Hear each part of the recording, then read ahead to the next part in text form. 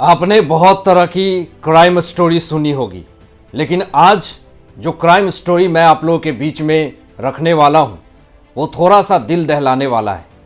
एक ऐसी कहानी, एक ऐसी दिल दहलाने वाली कहानी जिसको सुन करके आपके रोंगटे जो हैं वो खड़े हो जाएंगे।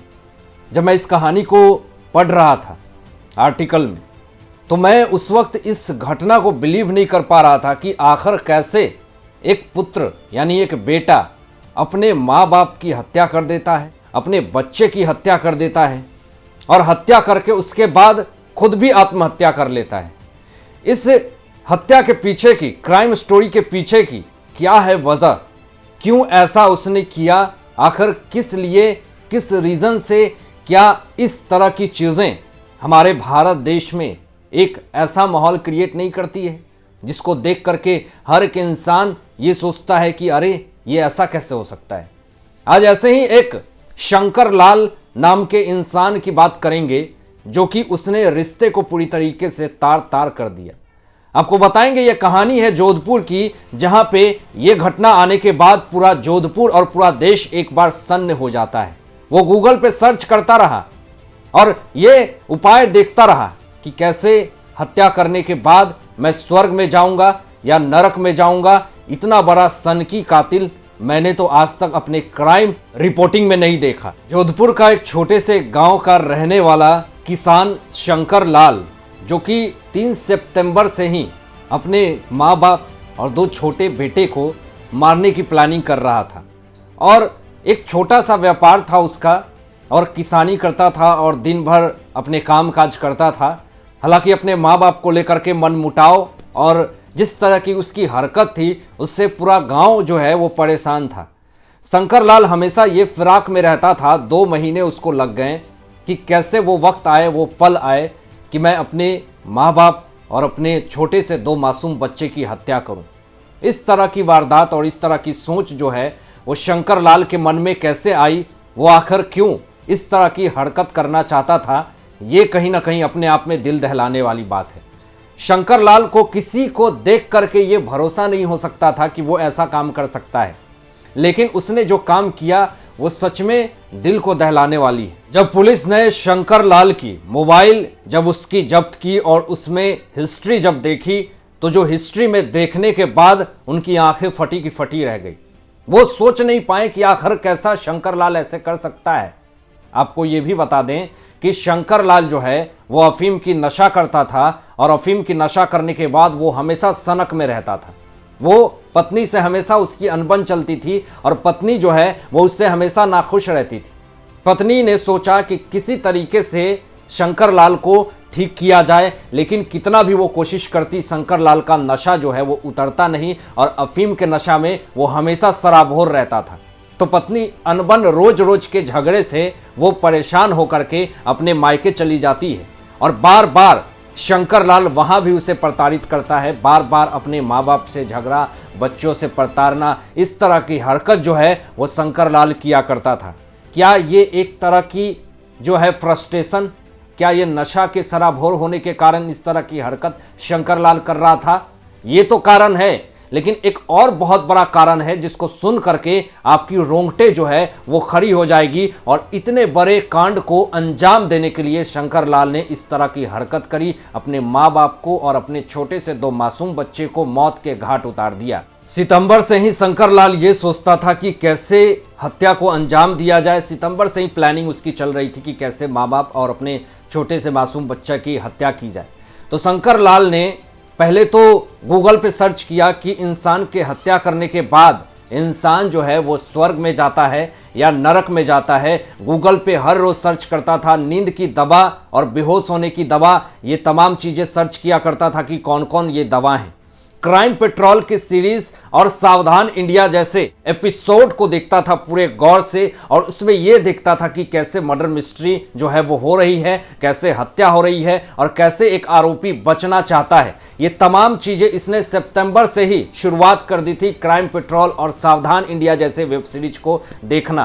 3 नवंबर को दोस्तों शंकर लाल ने अपने माँ बाप और अपने छोटे से बच्चे की, 2 बच्चे थे उसके, चारों की हत्या कर दी और उसके बाद खुद भी आत्महत्या कर लिया। ये रीजन क्या है आपको बताते हैं कि सावधान और क्राइम पेट्रोल जैसे वेब सीरीज ने उसके दिमाग में ऐसी जो अंधविश्वास डाल दी, एक ऐसी वाहियात किस्म की विचारधारा डाल दी जिसके कारण वो ऐसा कुकर्म करने के लिए राजी हो गया। और ऐसे तमाम इस भारत देश में लोग हैं जो आज भी ऐसे ऐसे वेब सीरीज को देखना पसंद करते हैं और देख करके उस तरह का कुकर्म करना भी चाहते हैं, लेकिन वो रियल लाइफ है और ये रियल लाइफ है। रियल लाइफ और रियल लाइफ में जमीन आसमान का फर्क होता है और ये तो रियल लाइफ में नहीं दिखाया जाता है। रियल लाइफ में कानून का हाथ लंबा होता है, अगर आप कुछ भी गलत करेंगे तो आपको कानून जो है वो सीधा जेल के अंदर डाल देगी। शंकर लाल को यह पता था कि अगर मैं अपने माँ बाप और छोटे से 2 बच्चे की हत्या करूंगा तो मैं भी बचने वाला नहीं हूं, इसलिए उसने अपनी भी आत्महत्या कर ली। शंकर इंटरनेट पे नींद की गोलियां और जहर जो है वो हमेशा सर्च किया करता था कि कौन सा नींद की गोली सबसे ज़्यादा असरदार होगी, कौन सा जहर देने के बाद तुरंत इंसान मर जाता है। ये तमाम चीज़ें सर्च किया करता था, लेकिन 3 नवंबर को इसने जो वारदात किया, इससे एक बार पूरा देश जो है वो सन्न हो गया।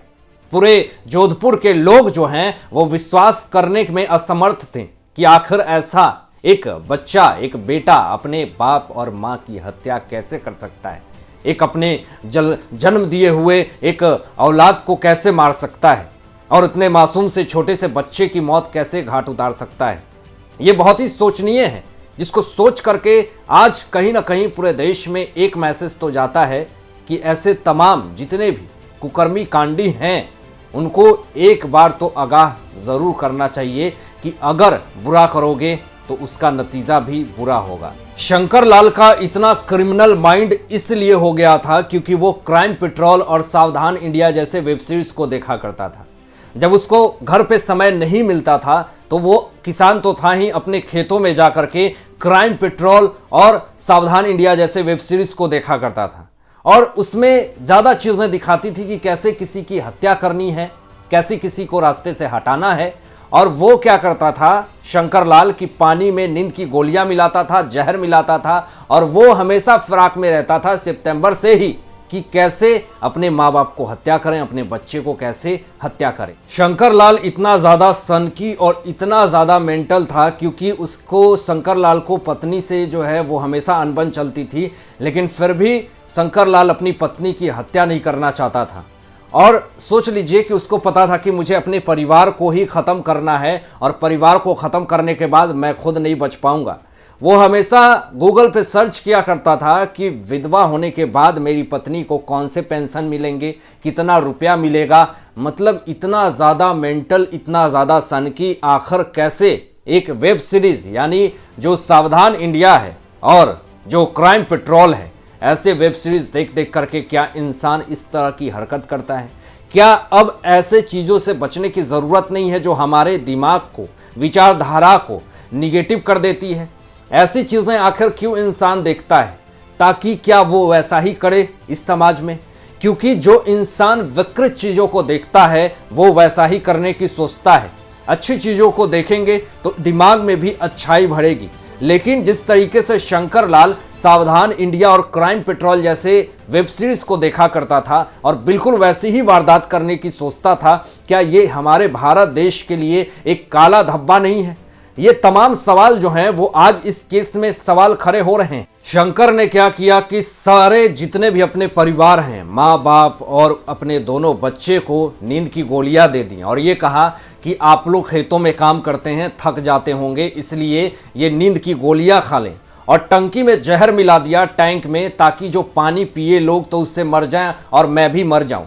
तो इस तरह की चीज़ें करने के बाद शंकर जो हैं वो अंततः अपने माँ बाप और अपने दोनों मासूम से बच्चे की हत्या कर देता है और खुद भी आत्महत्या कर लेता है। तो इस तरह की घटनाएं और इस तरह की विचारधारा कितनी ज़्यादा नकारात्मकता फैलाती है, इससे हमें एक सीख तो ज़रूर लेना चाहिए। हम जैसा सोचते हैं, हम जैसा देखते हैं, वैसा ही बन जाते हैं। हम जैसा खाएंगे हमारी विचार भी वैसी ही होगी, हम जैसा पिएंगे हमारी वाणी भी वैसी ही होगी। अफीम का नशा करता था शंकर लाल। क्राइम पेट्रोल, सावधान इंडिया जैसे नकारात्मकता चीज़ों को अपने जगह दिए हुए था अपने जीवन में। सब कुछ काम जाए शांति से उधर फेंको और खेत में जाकर के क्राइम पेट्रोल और सावधान इंडिया जैसे वेब सीरीज को देख करके उसने अपने दिमाग को नकारात्मकता की ओर ढकेल दिया और इतने बड़े कांड को अंजाम दिया। दोस्तों, आप क्या सोचते हैं इन तमाम मुद्दों पे अपनी विचार व्यक्त कीजिएगा। सतर्क रहने की काफी ज्यादा जरूरत है। सत्यमेव जयते। जय हिंद।